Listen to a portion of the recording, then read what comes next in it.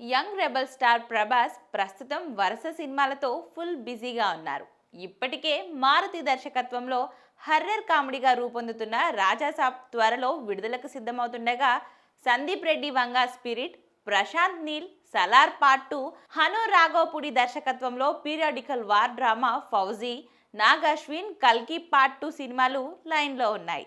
ఇదిలా ఉంటే మరో ఆసక్తికరమైన అప్డేట్ వినిపిస్తోంది. హనుమాన్ సినిమాతో దేశవ్యాప్తంగా గుర్తింపు సంపాదించుకున్న దర్శకుడు ప్రశాంత్ వర్మతో ప్రభాస్ కొత్త సినిమా త్వరలోనే ప్రారంభం కానుందని తెలుస్తోంది. కొంతకాలంగా సైలెంట్ గా ఉన్న ప్రశాంత్ వర్మ ఈ ప్రాజెక్టుకు సంబంధించిన ప్రీ విజువలైజేషన్ పనులను పూర్తి చేశాడని ఇండస్ట్రీలో చర్చ సాగుతుంది. ప్రతి సీన్, ప్రతి క్యారెక్టర్, ప్రతి షాట్ ముందే డిజైన్ చేయబడి ఉన్నట్లు సమాచారం.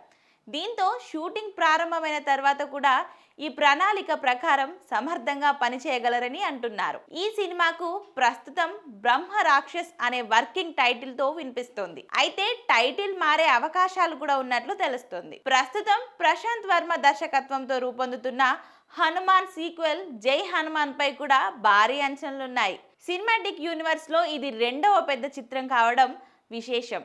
ఇక కాంతారా ఫేమ్ రిషబ్ శెట్టి హనుమంతుడిగా కీలక పాత్ర పోషిస్తున్నారు. ప్రముఖ నిర్మాణ సంస్థ మైత్రి మూవీ మేకర్స్ ఈ ప్రాజెక్ట్ ను నిర్మిస్తుంది. ప్రభాస్ అభిమానులు ఆయన ఈ కొత్త సినిమాతో మరోసారి భారీ విజయాన్ని అందిస్తాడని ఆశగా ఎదురుచూస్తున్నారు.